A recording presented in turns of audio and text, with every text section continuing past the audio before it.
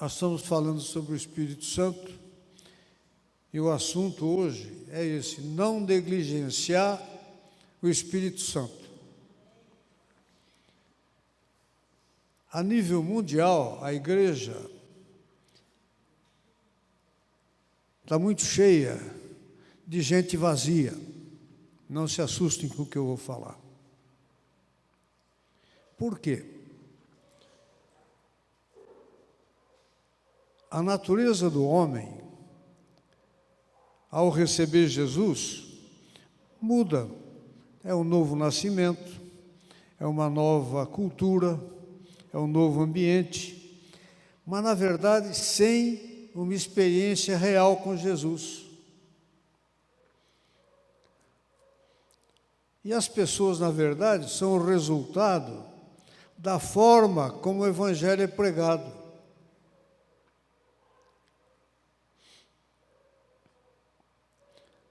No novo nascimento, o Espírito Santo vem habitar em nosso espírito, mas nós não conseguimos ouvi-lo. Nós sabemos que o Espírito Santo está no nosso espírito, mas nós somos surdos ao Espírito Santo. Isso é geral. Aqueles que buscam, oram em línguas, estão na liderança, o Espírito Santo fala, você ouve, mas não é a maioria.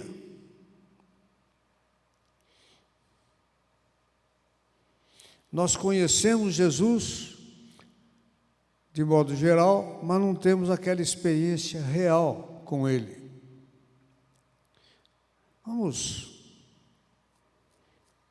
Eu estava ontem meditando com o Cláudio até, e eu estava lembrando o seguinte: vamos nos posicionar. Antes da formação do mundo, Deus, Jesus e o Espírito Santo já existiam, claro. Eles, antes da formação de tudo. E quando eles decidiram formar o universo, formaram o universo, as galáxias. Mas quando formaram a Terra, Deus estava projetando, e Ele falou para Jesus e o Espírito Santo: eu quero formar um ser semelhante a mim, com a minha pureza, a minha santidade, com a minha beleza, com a minha glória, e eu vou formar o homem. Só que eu já estou vendo aqui que o homem vai se entregar ao inimigo. Eu quero formar o homem para ele dominar a terra e tirar a terra da mão de Lúcifer, que tinha caído do céu. Se o homem vai se entregar, eu tenho que resgatá-lo. Jesus falou: deixa isso comigo.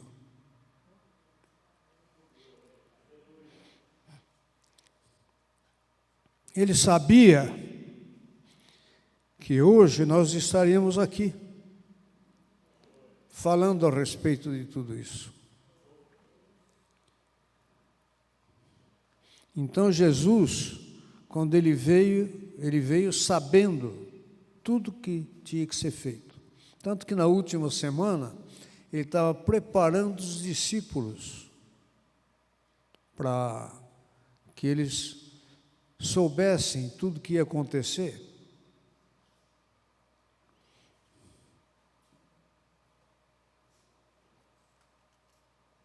E não se desanimassem. Agora, conhecer a história de Jesus, o mundo inteiro. Você vai no Japão, se você falar, nós estamos no ano 2024, eles sabem, é 2024 depois de Cristo. Se você conversar no mundo inteiro, Jesus, você sabe que Jesus morreu? Sei. Crucificado, eu também sei. E os cristãos dizem que ele ressuscitou. Mas isso não faz de ninguém um cristão. Conhecer a história de Jesus, os discípulos conheciam e o mundo todo conhece. Mas isso não faz deles cristãos. Vamos abrir, aqui eu vou ler um texto em Lucas, capítulo 23, versículos 50 a 56. Aqui é a história, Jesus já tinha sido crucificado, já tinha entregue o Espírito a Deus, já tinha morrido, depois de 9 horas na cruz. Ele foi desde a manhã, às 3 horas da tarde, que é a 9ª hora do dia, 6 horas de cruz. Morto, tinha um certo homem chamado José, que era membro do Sinédrio, homem bom e justo, que não tinha concordado com o desígnio e ação dos outros, natural de Arimateia, José de Arimateia, cidade dos judeus, e que esperava o reino de Deus. Lá em João diz que foi José de Arimateia e Nicodemos. José de Arimateia era nobre, era do Sinédrio, era um homem rico, ele tinha um campo, um jardim grande, dentro desse jardim um túmulo que nunca tinha sido usado. Ele procurou Pilatos e pediu o corpo de Jesus. E tirando-o do madeiro, envolveu-o num lençol de linho e o depositou num túmulo aberto em rocha, onde ainda ninguém havia sido sepultado. Era o dia da preparação e começava o sábado. As mulheres que tinham vindo da Galiléia com Jesus, seguindo, viram o túmulo e como o corpo fora ali depositado. As mulheres, e João foi o único dos discípulos que ficou assistindo aquilo que estava sendo feito. Quando foram enterrar Jesus, elas foram juntos para ver onde ele ia ser enterrado.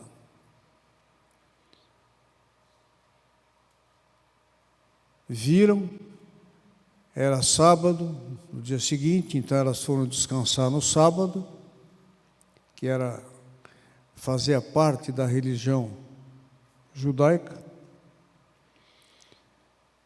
E no primeiro dia da semana, elas já tinham preparado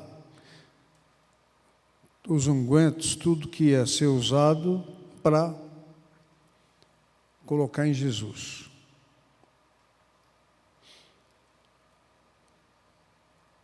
Eram os aromas e bálsamos. Então, no primeiro dia da semana, alta madrugada, estou aqui no capítulo 24, foram elas ao túmulo levando os aromas que haviam preparado. Elas iam com medo, como é que nós vamos tirar aquela pedra enorme? Mas encontraram a pedra removida do sepulcro. E elas entraram e não acharam o corpo de Jesus. Aqui diz, em Lucas, perplexas a esse respeito, o que está acontecendo, onde foi Jesus? Apareceram-lhe 2 varões com vestes resplandecentes. Estando elas possuídas de temor, baixando os olhos para o chão, eles lhes falaram: por que buscais entre os mortos ao que vive?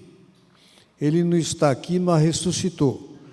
Lembrai-vos de como vos preveniu, estando ainda na Galiléia.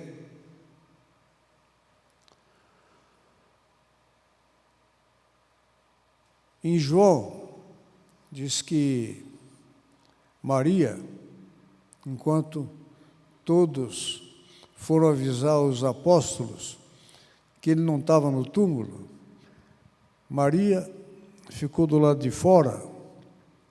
João diz daquela que foram expulsos 7 demônios, e chorando. E ela teve a visão dos anjos, como está aqui descrito, e estava chorando e ouviu uma voz atrás dela, Maria. Ela olhou, falou: por que você está chorando? Porque tiraram o corpo do mestre daqui e eu não sei para onde levaram. Ela pensou que ele era o jardineiro. Mas se o senhor sabe, me fala, porque eu quero embalsamar o corpo dele. Maria, ela reconheceu que era Jesus.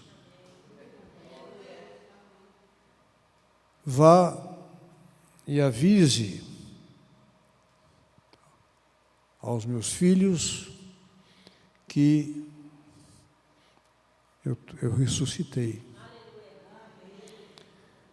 O interessante é que ela foi e avisou. Pedro e João saíram correndo para ver, mas diz que eles não acreditavam. Eles entraram no túmulo e não viram Jesus, só acharam lá os lençóis de linho. Eles continuaram não acreditando. Eu quero te fazer uma pergunta agora. Eles estavam convertidos? Eles viveram com Jesus 3 anos, pouco mais, 3 anos e meio.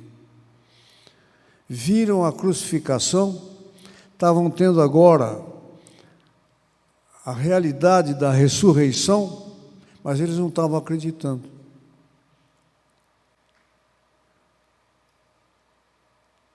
Então eles não estavam convertidos. Eles eram amigos de Jesus. Mas eles não estavam acreditando que ele era o Messias. Se nós pegarmos os discípulos a caminho de Emaús, a partir do versículo, então, 13, naquele mesmo dia, 2 deles estavam de caminho para uma aldeia chamada Emaús, distante de Jerusalém, 11 quilômetros. Iam conversando a respeito de todas as coisas sucedidas. Aconteceu que, enquanto conversavam e discutiam, o próprio Jesus se aproximou e ia com eles. Eles não reconheceram Jesus.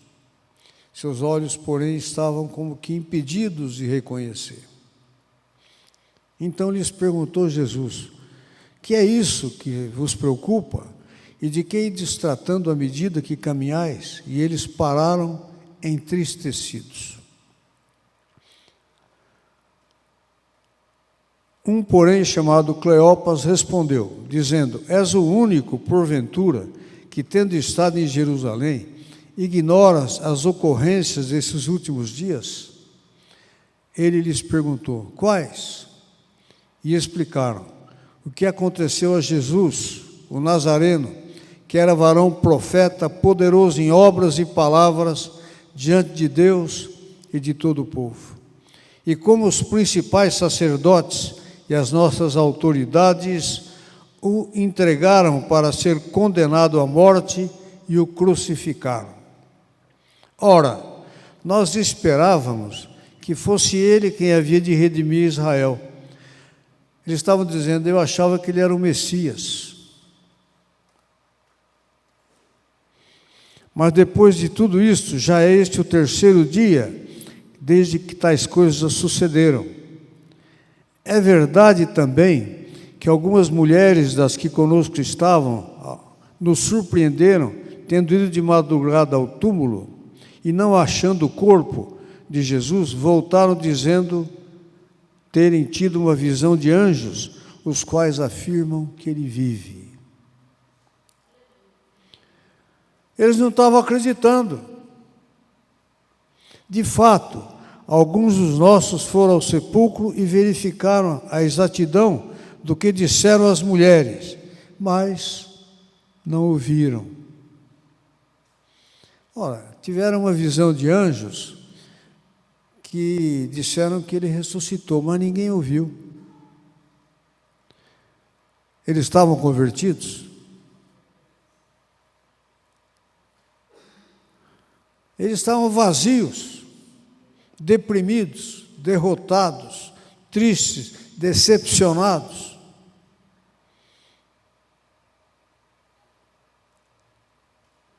Veja, eles tinham todos os dados da vida, da morte, da crucificação, tinham todos os dados da ressurreição e não estavam crendo. Eles não estavam convertidos. Então, não fiquem tristes quando a gente diz que a igreja ainda precisa chegar lá, a nível universal. Nós não podemos negligenciar o Espírito Santo. E Jesus sabia disso. Por isso, ele tinha prevenido. Falou, olha, vocês vão receber o Espírito Santo. Lá em João 14, 16 a 18. Não se perturbem, não se turbe o vosso coração. Eu estou indo para o paraíso e eu vou preparar lugar para vocês. E eu vou voltar e levar vocês comigo. Onde eu estiver, vocês vão estar comigo. Mas vocês não vão ficar órfãos aqui não, porque eu vou mandar o Espírito Santo para ficar em vocês. E lá no livro de Atos, Jesus disse o seguinte, no capítulo 1, versículo 4,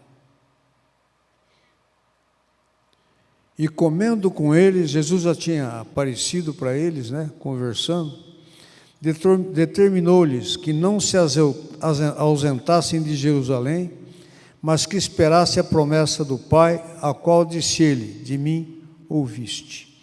E no 8 está assim, recebereis poder, ao descer sobre vós o Espírito Santo, e sereis minhas testemunhas, tanto em Jerusalém, como em toda a Judéia e Samaria e até os confins da terra. Vocês vão receber poder. Fiquem lá em Jerusalém. Não sai fazendo nada enquanto o poder do Espírito Santo não estiver em vocês.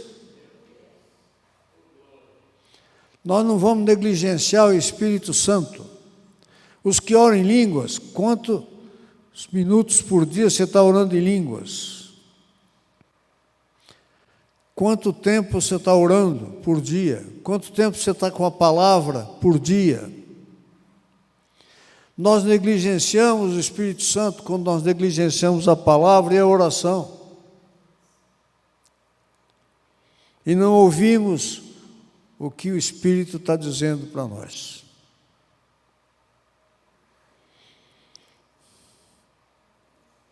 É poder.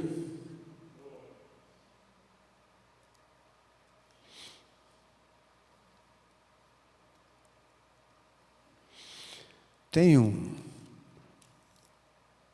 uma conversão tremenda que foi do apóstolo Paulo. Deus foi buscar o apóstolo Paulo. Jesus foi buscar. E ele se transformou no maior pregador da época, no que mais trabalho fez na época, mais cartas escreveu, porque ele constituía as igrejas e depois, por carta, ele dava orientações. E um dia ele foi, numa das viagens, pregou em Tessalônica, e todo mundo se convertendo, Deus abençoando, porque havia cura, havia milagres. Só que os judeus tinham ciúme, tinham inveja, e queriam matar Paulo. Então, tiveram que tirar o Paulo de Tessalônica, os amigos, e levaram para Bereia. Também lá acontecendo. E os bereanos ouviam Paulo, iam vendo as Escrituras, conferiam e viam que era verdade. Estava todo mundo se convertendo. Aí os de Tessalônica vieram para lá para não permitir que isso acontecesse. E Paulo, então, foi levado para a Grécia, ele foi para Atenas.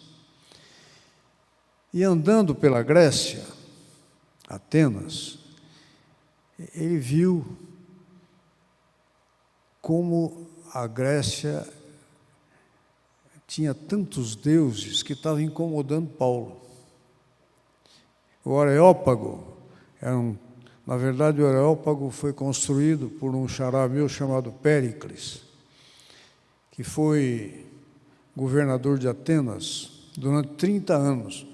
Ele era reeleito, porque lá era anual a eleição, e ele foi o criador da democracia.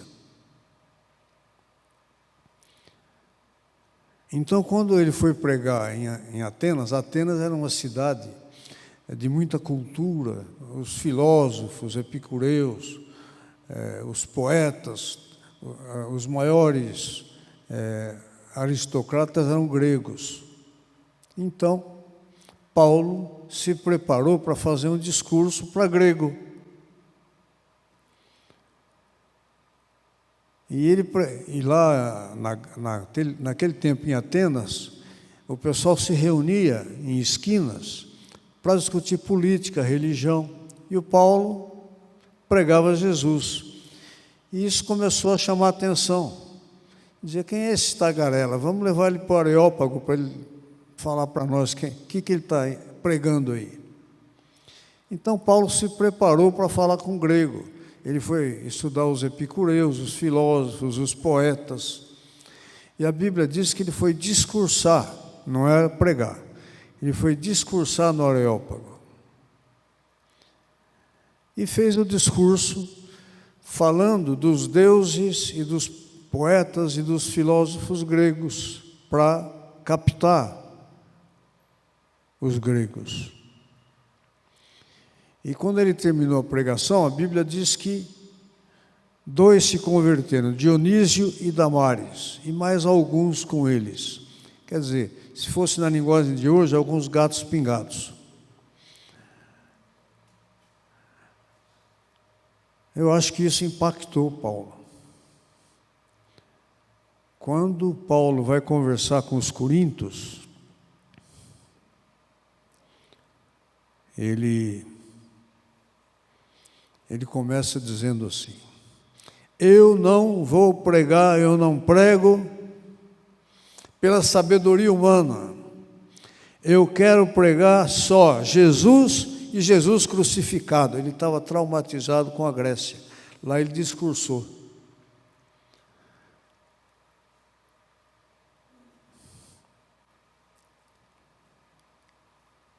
Nós não temos que discursar. É o poder do Espírito Santo. Então é muito gostoso você ver o Espírito Santo agindo, enquanto aqueles discípulos estavam trabalhando, né, na força deles. Mas depois veio o Pentecoste. E o Espírito Santo veio sobre eles. Mas eles foram obedientes. Esperem em Jerusalém, eles ficaram em Jerusalém. Juntos, orando, até que veio o Espírito Santo e eles receberam o poder. A manifestação do poder foi orar em línguas. E todo mundo olhava e ficava admirado. Como é que eles falam? Nós somos de tantos países diferentes, cada um ouvia na sua própria língua o que eles falavam numa língua estranha. Isso chamou a atenção de todos aqueles que estavam em Jerusalém. O poder do Espírito Santo é que faz a diferença, não é o nosso discurso. Quando Pedro, já agora convertido, já tinha recebido o Espírito Santo, Ele estava em Jope, na casa de Simão, orando, e teve uma visão. Um lençol com todos aqueles animais que os judeus não comiam porque consideravam impuros. E uma voz disse: mata e come. Senhor, eu não como coisa impura. Não torne impuro aquilo que eu purifiquei. Logo depois, chega um grupo para falar com Pedro. O Cornélio, um cidadão romano, um soldado romano, era um capitão, era um homem de oração, homem de bem, e teve uma visão. Os anjos apareceram para ele e falaram: vai buscar Pedro para ele te falar o que significa a salvação. Aí ele pediu para as pessoas de confiança irem chamar Pedro. E Pedro veio falar com Cornélio, entrou na casa do Cornélio. Falou assim: olha, na verdade, eu não devia estar aqui. Eu, como judeu, não posso entrar na casa nem pegar na mão no gentil. Agora eu quero que você pense: se alguém chegar na tua casa para falar de Jesus e disser assim: olha, eu estou entrando aqui porque me mandaram, mas eu nem queria estar aqui, nem podia estar aqui para falar com vocês. Eu iria dizer para a pessoa: então, por favor, vá embora. Mas Pedro falou isso para o Cornélio. E o Cornélio falou: olha, eu mandei te chamar porque eu tive uma visão de anjos pedindo para te chamar. Aí Pedro ia começar a pregar. O Espírito Santo não deixou. E já batizou todos aqueles gentios. É o poder do Espírito. Não é pregação. É isso que eles queriam mostrar para Pedro. Pedro, não é o que você vai pregar, é o que o Espírito Santo vai fazer. É o poder do Espírito Santo. Nós temos que aprender a lidar com o Espírito Santo na nossa vida, para a gente não negligenciar a presença dele em nós. Agora, se nós estamos falando dos apóstolos, que depois de tudo tinham amizade com Jesus, sabiam de toda a história, acompanharam a ressurreição, viram tudo, e enquanto não houve a descida do Espírito Santo, eles não se converteram, eles não eram convertidos, eram só convencidos da verdade. E isso está acontecendo na igreja atual, a nível mundial, não somos nós. Muitos têm a convicção, conhecem a história, como Pedro conhecia. Mas enquanto não chegar o poder do Espírito Santo, a tua experiência pessoal com o Espírito Santo de Deus, não tem poder.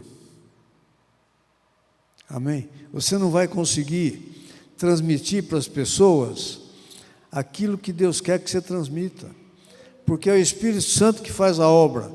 É tanto o Espírito Santo que, se você for falar, ele vai na tua frente e fala.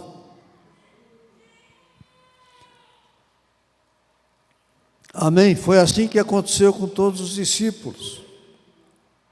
É assim que acontece com a gente. Mas eu gosto da pregação de Paulo. Quando ele fala lá para os Coríntios, ele diz assim: eu, irmãos, quando fui ter convosco, anunciando-vos o testemunho de Deus, não o fiz com ostentação de linguagem ou de sabedoria. Aqui ele está dizendo: olha, o que eu fiz lá em Atenas, eu não vou fazer em Corinto. Porque eu decidi nada saber entre vós, senão a Jesus Cristo e este crucificado. Aí o Espírito Santo vai agir. E foi em fraqueza, temor e grande tremor que eu estive entre vós. A minha palavra, a minha pregação, não consistiram em linguagem persuasiva de sabedoria, mas em demonstração do Espírito e de poder, para que a vossa fé não se apoiasse em sabedoria humana, e sim no poder de Deus. Queridos, eu pedi para que a gente começasse com oração em línguas, porque eu queria o Espírito Santo agindo, e não a gente falando sabedoria humana. É o poder do Espírito que tem que agir dentro do nosso coração, e a nossa sensibilidade auditiva e espiritual fazer a gente entender e ter uma experiência real com o Espírito Santo. Amém? Isso vai trazer poder para nós, para a igreja, e isso é mundial, é universal, não é uma coisa pessoal. Então, quando a gente diz assim, que a igreja precisa crescer, nós queremos mais gente, não se afaste, nós nem temos o direito de fazer isso de cima para baixo como uma pressão. Mas nós temos que olhar que os discípulos tiveram esse mesmo problema nosso, mas eles buscaram algo, ficaram em Jerusalém até receber poder. O que é ficar em Jerusalém? Ficar em oração. É no poder. Nós vamos buscar na palavra, em oração, a busca do Espírito Santo. É aí que você vai receber o poder de Deus para a sua vida e para que você possa influenciar outras pessoas, e os milagres vão acontecer através de você. Amém? Nós temos que ter esse amor pelo Espírito Santo. Nós temos que aprender a ouvir o Espírito Santo. Mas se nós não vamos na Bíblia, não oramos e não buscamos, orando em línguas, nós não temos como achar, nós não estamos buscando. Então, a essência do que nós estamos falando hoje é buscar o poder do Espírito Santo através da oração, o estudo da palavra e a oração em línguas, que vai edificar a nossa fé. Amém? Eu quero que você se levante, vamos. Você vai dizer o seguinte: eu quero na minha vida a sabedoria de Deus e a presença abundante do Espírito Santo.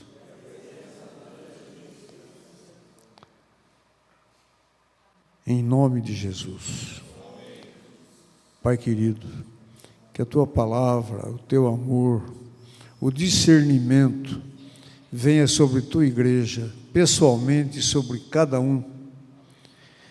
Traz, Pai, a abundância do Teu Espírito com o Teu poder, para que a igreja se manifeste aqui em Mogi das Cruzes e se manifeste universalmente com o Teu poder, transformando vidas e transformando nações.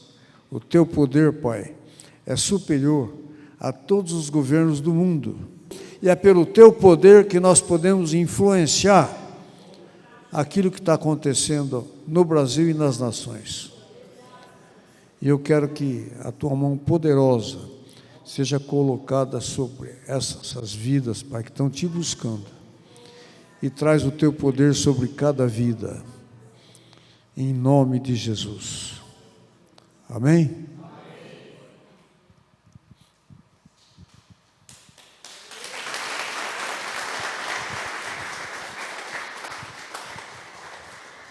Glória a Deus. Só para encerrar, né? Foi muito claro, está bem explicadinho.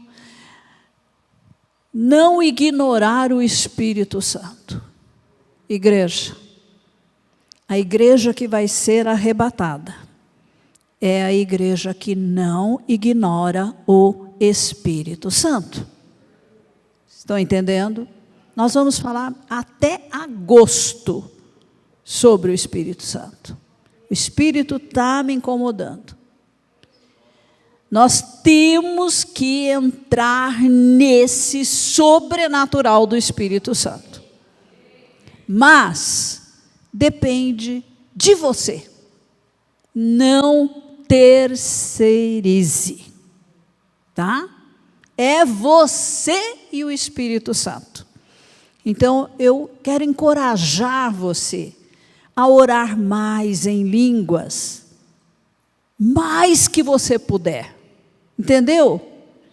Isso vai se tornar algo assim tão natural, mas não é sobrenatural, que todo tempo você está orando em línguas. Gente, eu acordo orando em línguas.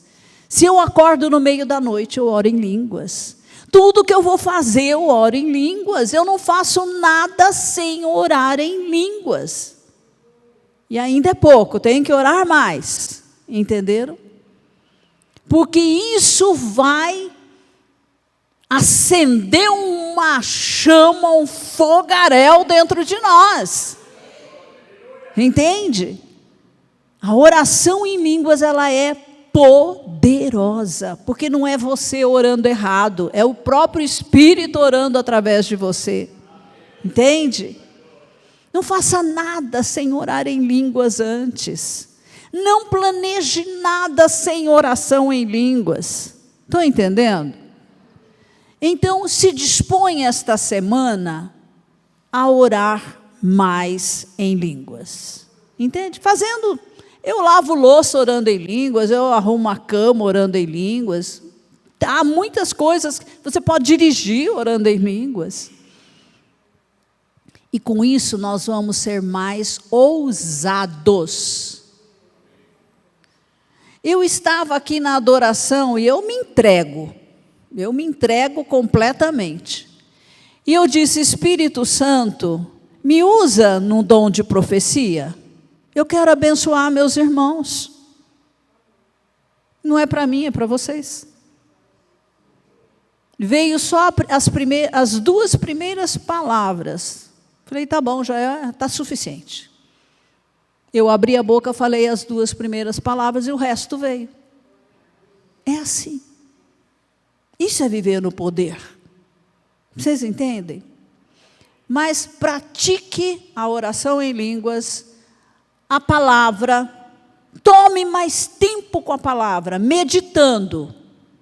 Se você não sabe meditar na palavra, venha de segunda-feira, porque, primeiro, nós oramos 15 minutos em línguas. 15, tá? E nós meditamos em cima de um texto. Todos participam, todos falam o que o Espírito falou para ele no texto. Todos.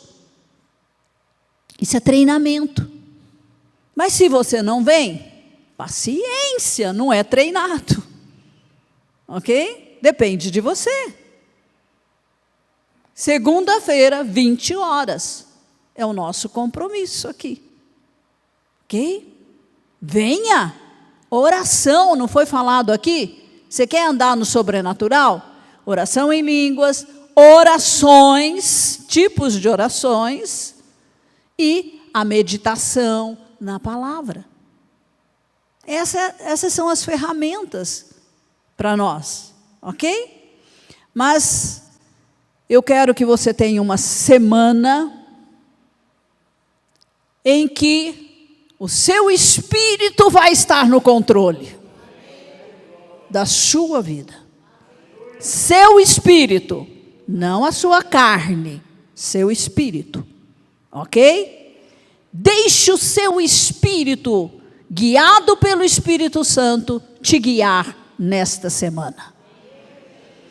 E tudo que leva a Deus é de Deus, tá? Assim você já diferencia. Amém? E seja ousado. Faça coisas boas para as pessoas que você normalmente não faz. Deixe o Espírito te usar. Pode ser um mendigo na rua, pode ser uma pessoa estranha, pode ser alguém de casa, não importa.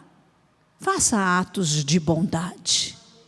Porque a marca maior de Jesus é amor. amor. Então ame intencionalmente. E assim você vai ser mais parecido com Jesus nessa semana. Que o Senhor te guarde, que o Senhor te abençoe, que o Senhor te conduza essa semana. Em nome do Pai, do Filho e do Espírito Santo. Amém. Amém. Eu amo estar com vocês.